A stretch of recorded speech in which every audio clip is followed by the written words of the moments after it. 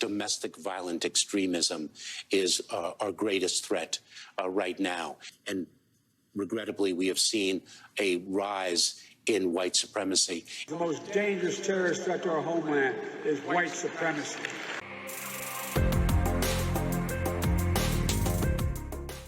You know, it seems like nowadays, man, they're telling you, you don't have to be white to be a white supremacist. As a matter of fact, man, you might be a white supremacist even if you're black or brown.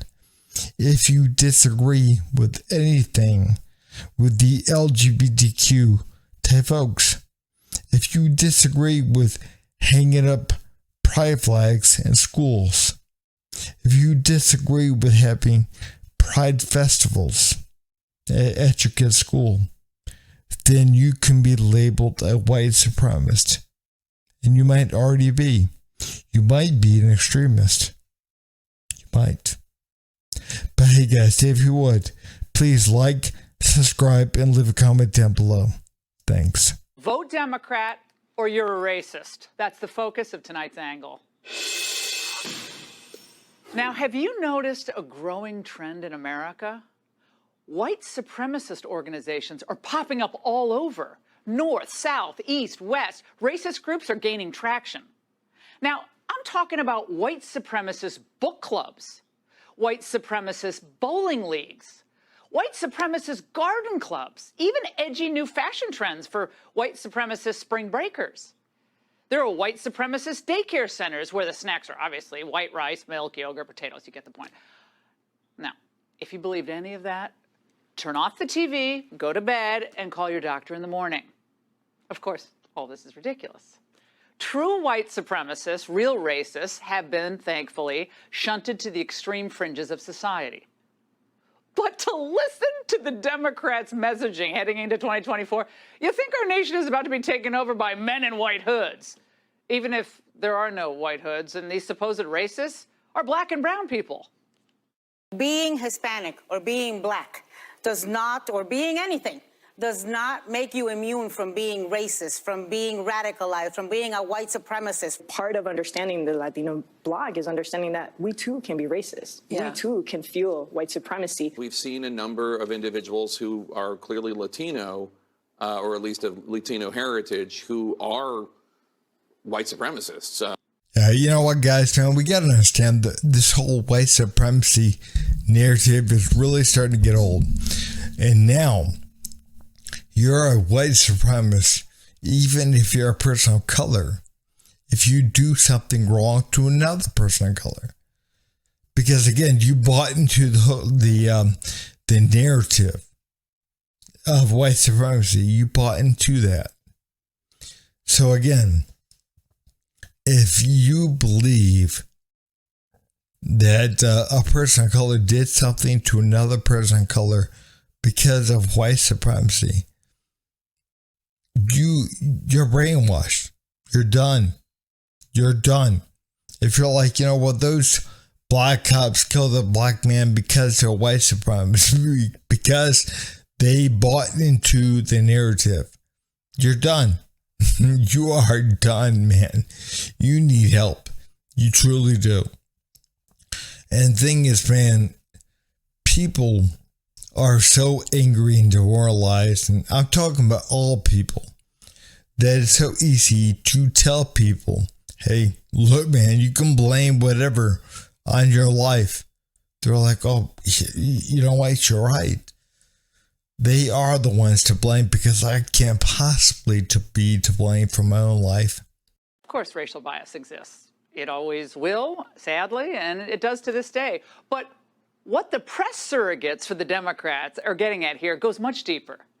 This is an effort to inflate its prevalence or to excuse or deflect from the destruction wrought by Democrat policies, where in our cities, our schools, the culture, the economy, everywhere. So rather than offer real solutions, the left returns to its dog-eared playbook. Racism is systemic, it's structural, and it somehow explains why parents and students, even ones who are minorities themselves, are complaining about sexual propaganda in our schools. Now, the speakers you're about to hear at the Montgomery County, Maryland School Board meeting are what the left considers the new white supremacists. I'm here to testify on behalf of my elementary-age cousins. They are encouraged to wear pride clothing and rainbow wigs. That seems odd to me, as I don't remember a Jewish day where we were all encouraged to wear a kippah, or a Christian day where we were encouraged to wear a cross, or a Muslim day where all kids were encouraged. Thank you for your testimony. That's done.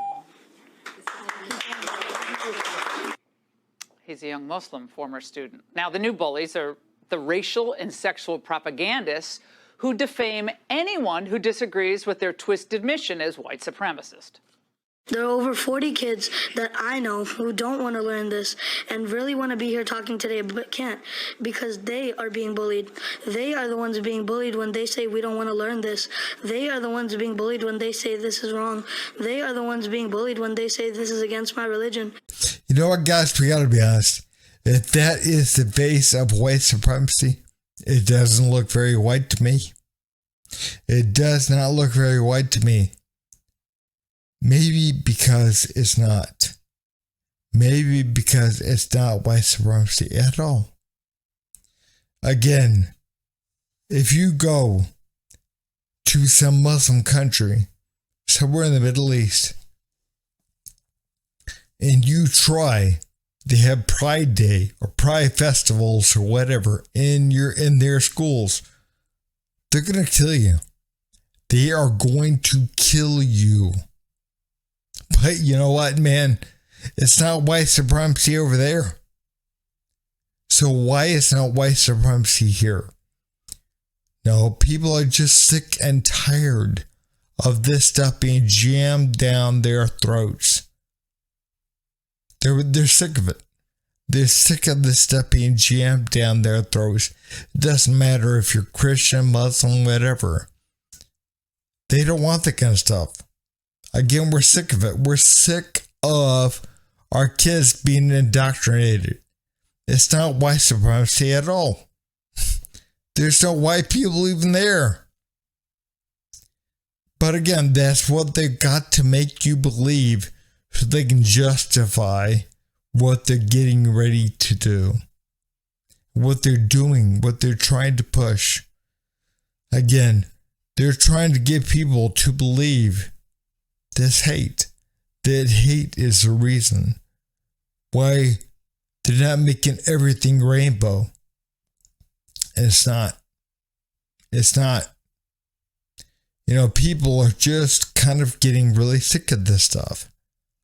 Again, we want our schools to be about teaching math and spelling and history and whatever, but not LGBTQ type indoctrination. No. None. The issue has unfortunately does put some, not all of course, but some Muslim families on the same side of an issue as white supremacists and outright bigots. Now, if you can stomach it, look in the mirror, sweetie, because you're the bigot. An anti-religious fanatic who has no business near our schools. Now, who's more eloquent, Ms. Mink or the students should prefer to silence? The issue of gender and sexuality are influenced by our faith, and we should not be caricatured as intolerant. Intolerance of the faith community threatens to erode support for religious freedom, therefore eroding the benefits it provides for everyone. I just don't want my kids to be taught this stuff. But again, that does not mean I'm a white supremacist. I'm not even white. It doesn't matter. It does not matter because, man, you heard Miss Mink. Again, like she said, that puts people, black and brown people, along the side of white supremacists. It puts them in the same camp if they disagree with that. So again, if you dare to disagree with what they're telling you to believe, then you're a white supremacist, even though you're not. The NAACP issues a travel advisory for Florida. Now, the obscene idea that the state is hostile to black Americans, yeah, this is part of the plan. Then 3 days later, stick with me, a gay rights travel advisory. Okay, just along with one warning immigrants not to head to the Sunshine State as well. Notice they left out the term illegal. Then came the crowning glory from that bunch of frauds over at the Southern Poverty Law Center. It's a leftist front group, by the way, that exists to smear conservatives. They put the benign group Moms for Liberty on their extremism list. Now, of course, if any group is extremist and should be on that list, it's the SPLC itself. So this is all coordinated. The Human Rights Campaign declared a state of emergency then, nationwide, for LGBTQ people. Don't leave your homes.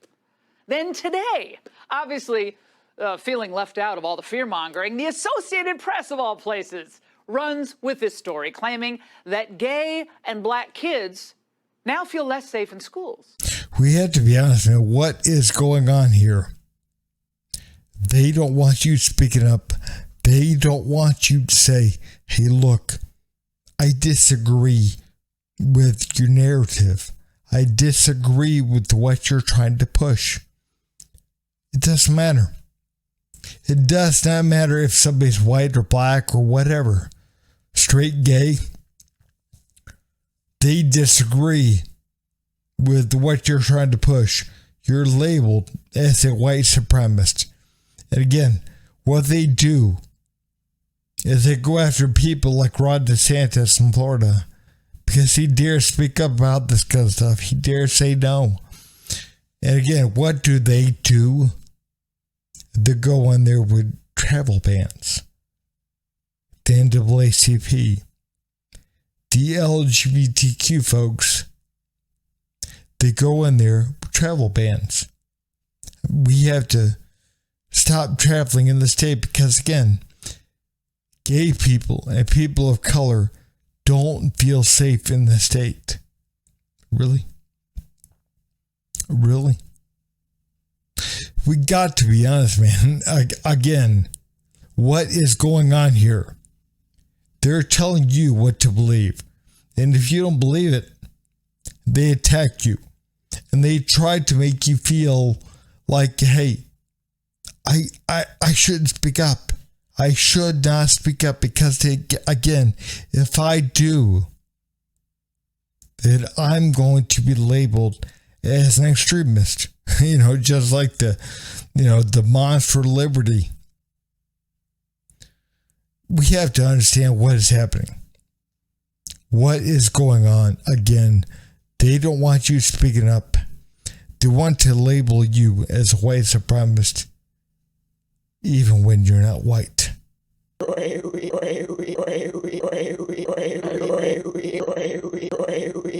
You son of a